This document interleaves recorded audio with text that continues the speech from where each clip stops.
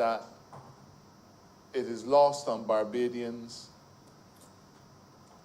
that the pandemic with which we are presently confronted continues to have the potential to wreak havoc on Barbados.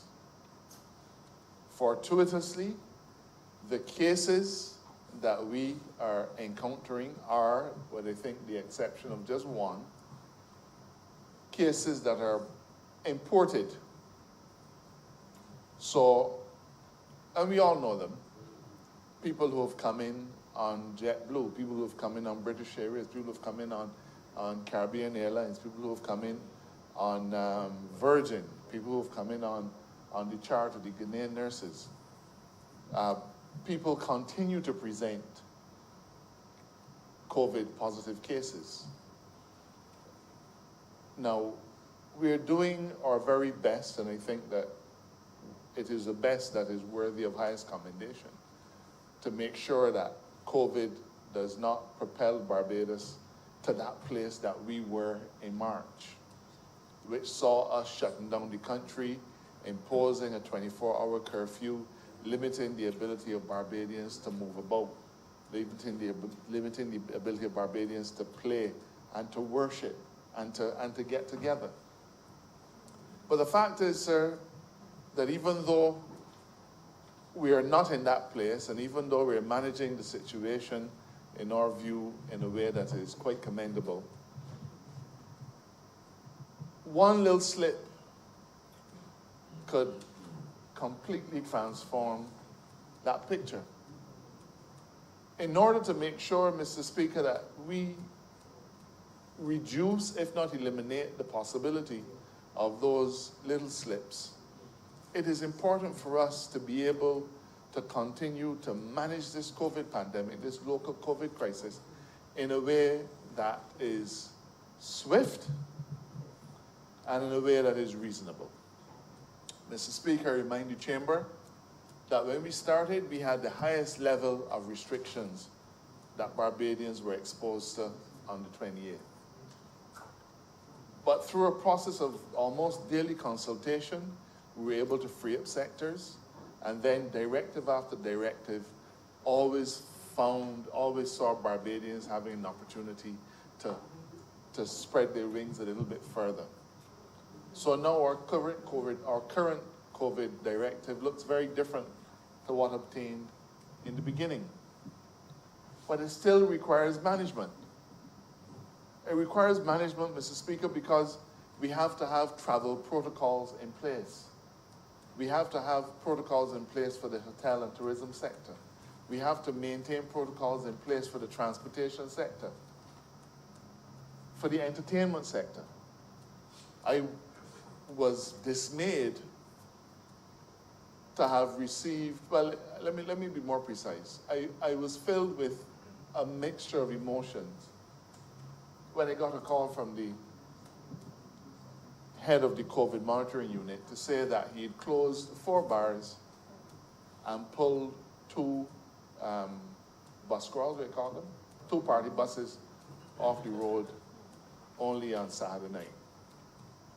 Now, sir, I was filled with 2 emotions because on the one hand, I was glad that he did it, because it's important to let people know that we are not joking around.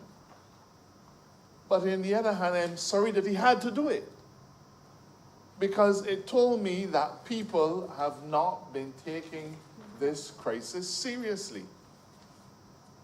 2 bars side by side, or as we say in the country, side and side, in St. Lawrence Gap had to be closed. Now, that represented a lost opportunity for entertainment and letting off some steam for the patrons. It represented a lost opportunity for those businesses to earn revenue so as to be able to pay suppliers and pay salaries and pay taxes. So to have those businesses shut down is not good for anybody. But at the same time, sir, Barbadians and especially businesses have to be serious. Our current protocols say, Mr. Speaker, that the owner of the establishment is responsible for ensuring that Barbadians satisfy the protocols. And there's a reason why we put it on the owner. We could have, because you could as well stand up at St. Lawrence Gap, at the start of St. Lawrence Gap, and grab people as they come in. The owners of the enterprises, sir, from supermarkets to churches to nightclubs to restaurants, they have a responsibility in law to make sure that their patrons comply. But they've not been doing it. They have not been doing it, sir. I don't know if it is the pursuit of the almighty dollar, if they were so glad to have people in the place. I don't know what it is. But by not insisting that your patrons follow the rules, follow the protocols, you are exposing potentially large numbers of Barbadians to a further spread or to a re-emergence of COVID infections. Now, sir, there is no law that we have other than the COVID directives which would have allowed which would have allowed the COVID monitoring unit to act as they did. We have a health services communicable and notifiable diseases regulations that is dated. We had to make a quick amendment at the start of COVID, but it's a very different structure. We need, therefore, to maintain a legal framework which can allow those things to persist. We don't want to keep Barbadians in this way. I don't think Barbadians want to be kept in this way. But the fact is that until the world gets a vaccine or otherwise gets rid of COVID, if that is even remotely possible, we will have to be continually vigilant.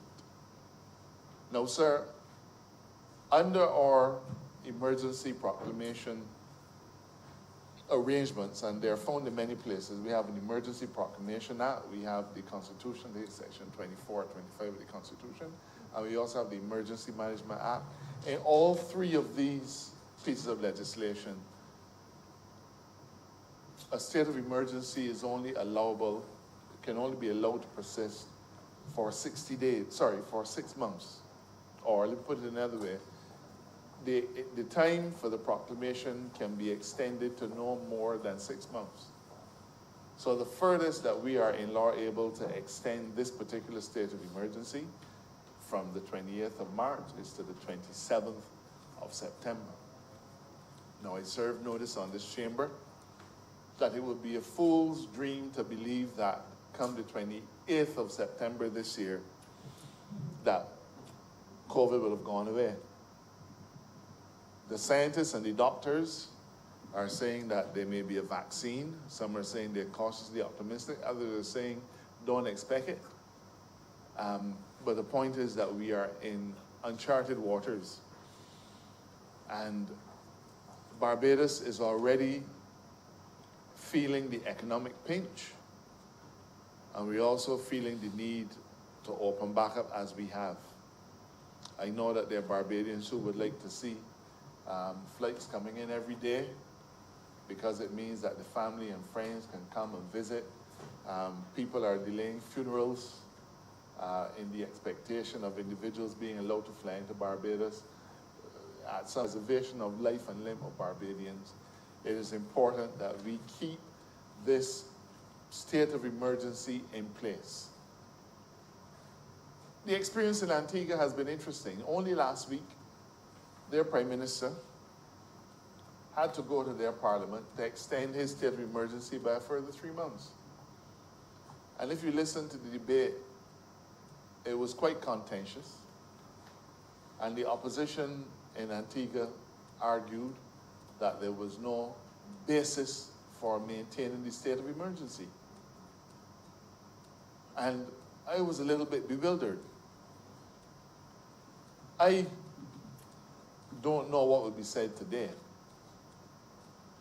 but the one thing that has been able to help us in this fight has been our ability to change things sometimes on a daily basis as circumstances require it. Our system is such that it protects people because you have the full protection of the law, but equally, for the benefit of society, we've had to curtail privileges in a limited way. I won't bore this chamber with jurisprudence, but I will say that in the last 5 or so weeks, a case was decided in South Africa.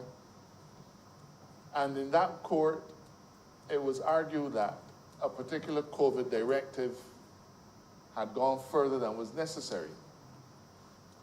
And the court struck it down on the basis that even though you were taking steps to preserve life, limb, and to keep a society intact, those steps that you take must always bear some relationship to the peril that you face.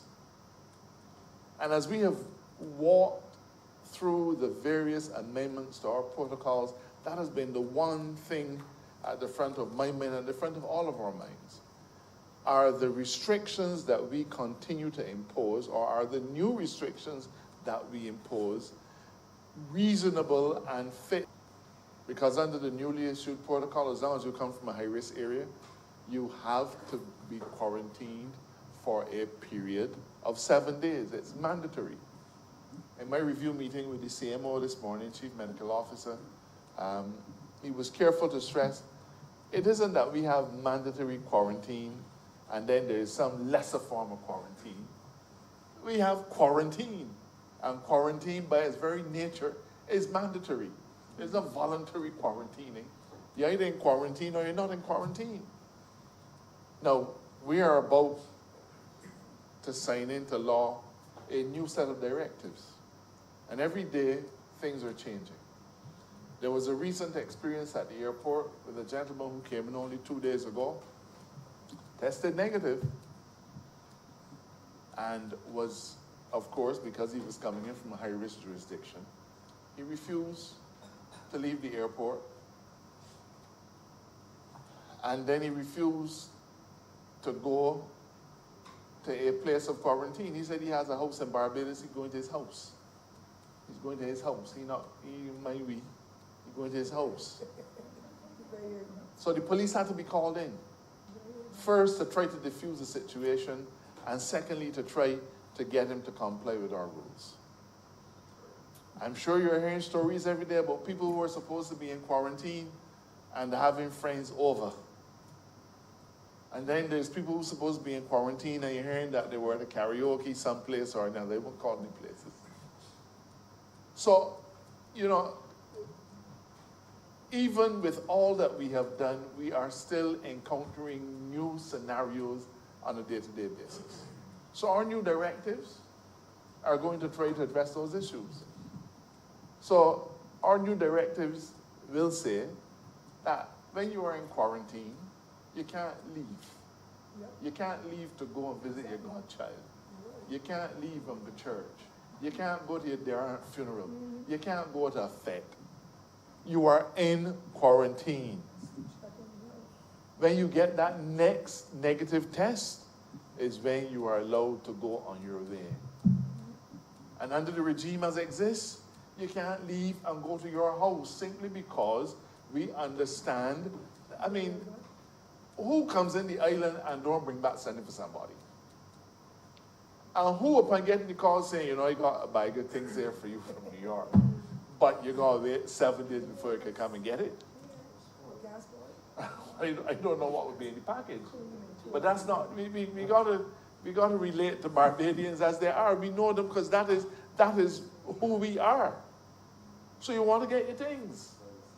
And you can't go and get your things unless you stop and you ask how Inez and how Patsy, and see if for long you get fat, and on and on and on. So we have now to tighten up those screws by providing you can't have visitors. You can't leave. This is not about inconveniencing people. This is about safeguarding the lives of Barbadians. Now, who would resist those efforts? I hope, as I know we all do, that over time, instead of a tightening, we'll find a way of relaxing. We've certainly tried wherever possible. We've tightened when we had to, and we've relaxed when we had to. But we understand, because of the fact that some people who are testing negative at the outset may be negative then, but they may be positive in 5 to 7 days. No. We've determined that if you are from a high-risk area, and you know those places, the United States, right? We're going to treat you as a high-risk individual. Yep. We want you to come. We want you to come home. We want you to come to Barbados for the welcome stamp. You might have a business here, you may want to come and see if the sheep growing, whatever it is. We didn't close our borders. We just restricted your entry. And now we're saying, yes, Barbados is still open for business. But there's the proviso. And that proviso is that you must follow our protocols to safeguard the rest of the society. Whether you are a Bajan or whether you are a foreigner, as long as you are coming into our ports, you have to follow our protocols. Mr. Speaker, the overriding objective of the state of emergency and the proclamation that we are seeking to amend is those things that it supports.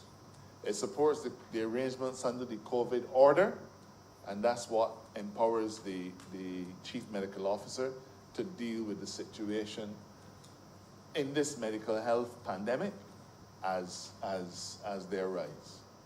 It also is the legal foundation for the directives, and as you know, we've been changing the directives from time to time. When we change the directives, Mr. Speaker, we don't come to Parliament to do it. Those powers devolve unto the Prime Minister by virtue of the COVID of the COVID order. And those powers are exercised by her upon consultation with and upon the advice of the CMO. The emergency committee, the EOC that was meeting throughout the process, they still meet on an almost daily basis to review, to reassess, to see if there are changes that need to be made. The COVID SAR is still on the job. The COVID monitoring unit, as you know, is still on the job. We can make this easy, or we can make it hard. And we've seen situations where Barbadians are looking to make it hard, and we urge them to desist. Work with us, because we're doing it for your benefit. And one final comment, sir. I will confess that as a child, when you're home in the long vacation and telephones were still new, you would call somebody and ask for a name that you know in there. And body would hang up and you'd probably call back again in 5 minutes and ask for the name. There was a time when that was the prank. I see a certain emphasis in Philip smiling. Those were the kinds of pranks that people did. And there's the old joke, sir, you will call somebody, you can say yes, there's a run behind it. Those were the kinds of pranks that Barbadians got into, annoying as they were. But don't you wish for that world again? The latest phenomena on social media is that a famous cricketer went to Trinidad, having been in Barbados and gone to Sir Everton's funeral, and tested positive. All over social media. People in Trinidad getting disturbed, people in Barbados getting disturbed because they want to know if they went and got an autograph, and was that body side of me? And I think he was saying, don't say this thing, and on, throwing the entire society into a total state of panic, and conveying the impression that that funeral, and perhaps any funeral, is a crucible for COVID. And fake news, but for somebody it is entertainment. We had a malicious piece of material on social media saying that the Ghanaian nurses had AIDS, they had malaria, they had hepatitis, they had stump toe, come on. That is not what it, so, and only yesterday, there was a social media, video of the Prime Minister, on a 4-day morning. In a 4-day morning chapter. To convey the impression that during this COVID crisis, our Prime Minister is out fetting and prancing up and so on. But it was last year, 4-day morning. No, sir. These are not harmless pranks. They're causing pain, anguish, and most of all, panic in our society. And our ability, Mr. Speaker, to maintain order at this difficult time relies on people being confident in the news that they're receiving from the official channels. So I'm asking Barbadians, this thing is not over in a long shot. We are going to be at this fighting doggedly every single day for Lord knows how long. Please do not think that when you post these things that you cannot be found. I don't want to threaten people, but there are individuals who have posted threats on social media and they thought that they couldn't be found. Right now, they're being held in custody. But I don't want the members of the Royal Barbados Police Force to stop their hard policing, to take the whole cybercrimes unit to be trying to track down the purveyors of malicious falsehoods. We are better than that. When you do these things, you are throwing Barbadians into a panic, you're harming people's reputations, and you're creating problems for our society. Please stop it. If somebody who was thinking of coming into Barbados from Lord knows where saw some of these malicious things, they can say, well, I ain't going there. That place, chaotic. Look what's going on. How can I go there when a man going to a funeral and then testing positive for COVID? I prefer if you call my number and tell me the water running. Or ask me if the water running. Because I'll get a few extra steps of exercise and I don't know.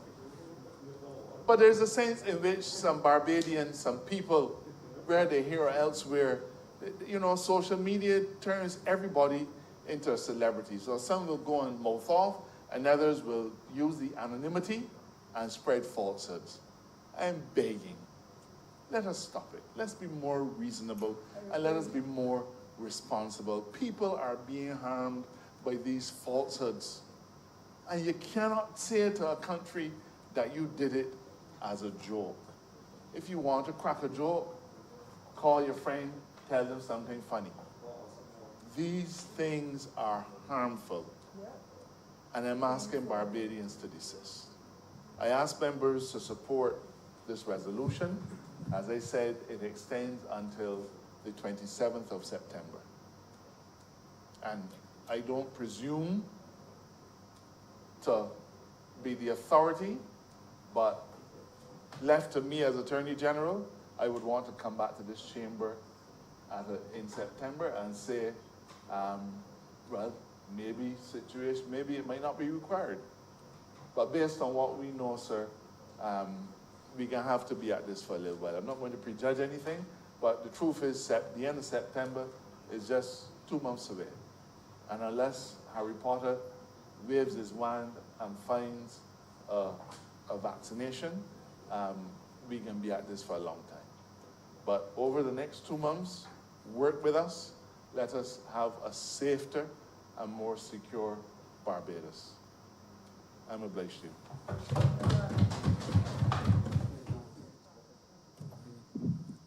Beg to move that this resolution do not pass. The question is that this resolution do not pass. All those honorable members in favor, please say aye. Those against, please say no. We think the ayes have it. This resolution stands passed. Honorable Leader of Government Business. Thank you, Mr. Speaker. With that, we've come to the end of today's sit-in. I beg to move that the sit-in be adjourned until Friday, the 7th of August at 10 a.m. The question that this honorable chamber be adjourned until the 7th day of August at 10 a.m. in the forenoon. All those honorable members in favor, please say aye. Those against, please say no. We think the ayes have it. This honorable chamber stands adjourned on Friday, the 7th day of August at 10 a.m. in the forenoon.